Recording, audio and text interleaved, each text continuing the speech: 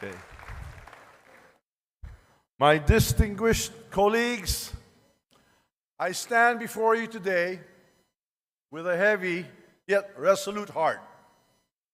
Recent events compel me to address not only the accusations that have been hurled against me personally, but also the attacks on the institution we hold sacred, the House of Representatives, the heart of our democracy and the voice of the Filipino people.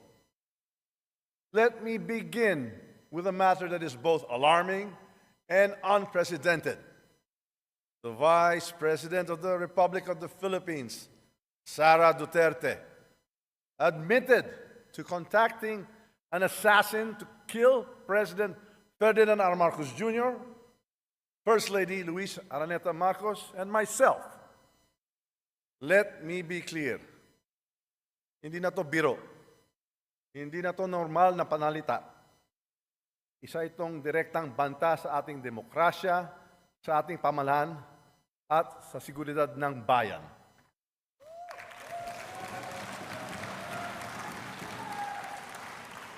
Such statement is not just reckless, it is dangerous. It sends a chilling message to our people, a message that violence can be contemplated by those in positions of power. This is not just an affront to the individuals targeted, it is attack on the very foundation of our government. It is an insult to every Filipino who believes in the rule of law and the sanctity of life. Violence has no place in our society. It is irreconcilable with the values that have taught and guided us for years.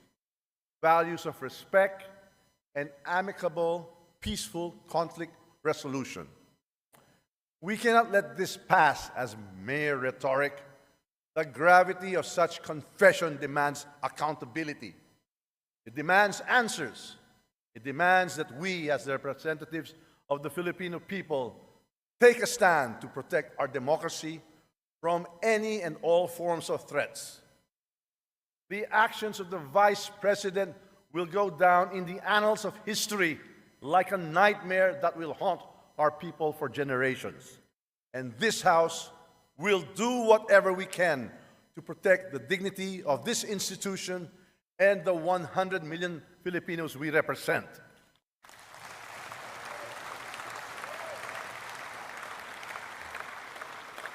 Now, let us address another serious matter. The Vice President's unfounded and baseless accusations that I am plotting to destroy her because of alleged political ambitions for 2028 elections. My colleagues, these accusations are not only untrue, they are a desperate attempt to distract from the real issues at hand. Malinaw ang katotohanan.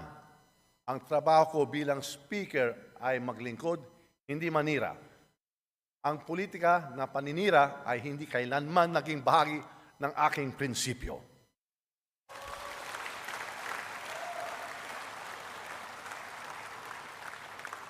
My focus has always been on fulfilling my responsibilities as Speaker of the House, leading with utmost integrity, untarnished by division and self-interest, and guided by the principle that every action and decision I take must always be for the benefit of the Filipino people.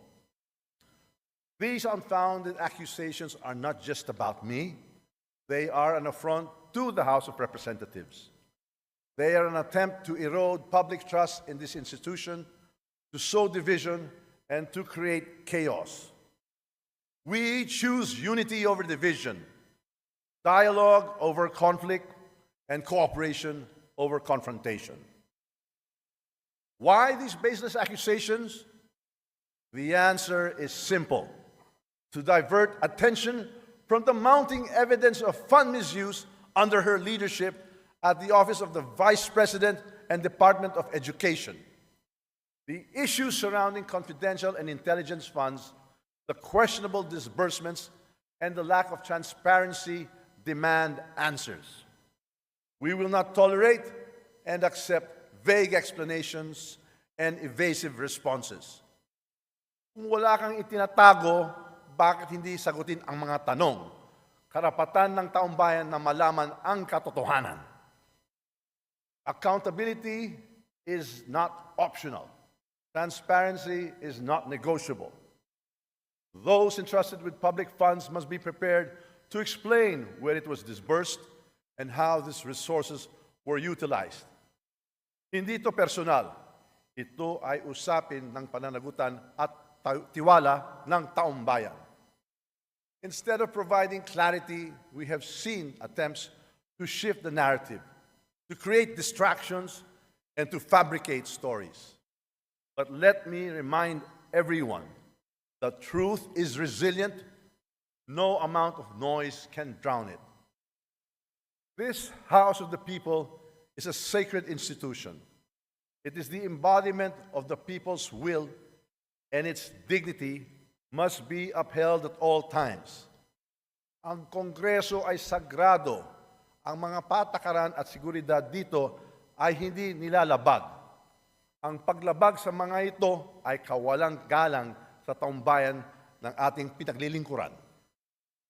Disrespect for the protocols, security measures, and leadership of this institution is not just a breach of rules, it is a breach of trust.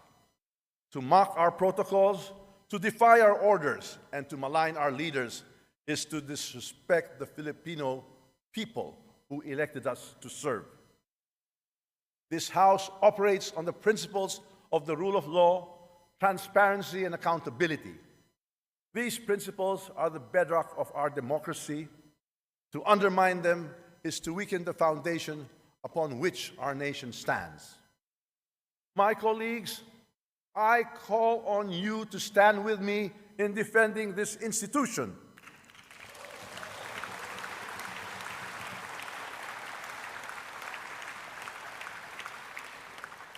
Ipaglaban natin ang dignidad ng Kongreso. Ipaglaban natin ang katotohanan. Ipaglaban natin ang ating demokrasya.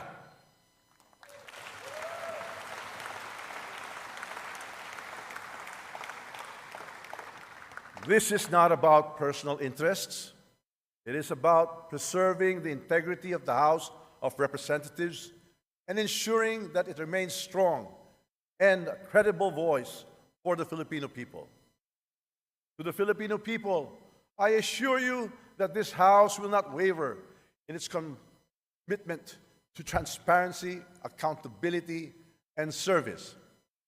We should not allow individuals to ruin this great nation with their manipulative tactics, their troll armies, or their few blind followers. We owe it to the Filipino people to remain steadfast in our mission to pass laws that improve lives, protect freedoms, and ensure a brighter future for all. Finally, I reaffirm my unwavering support for President Ferdinand R. Marcos Jr. and his administration.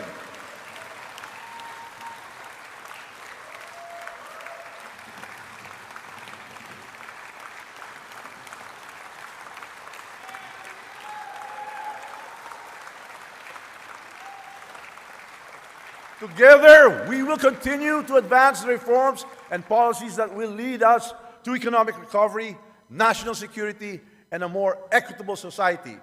Ang laban na ito ay hindi tungkol sa akin, hindi tungkol sa inyo, kundi para sa ating bayan at sa kinabukasan ng bawat Pilipino.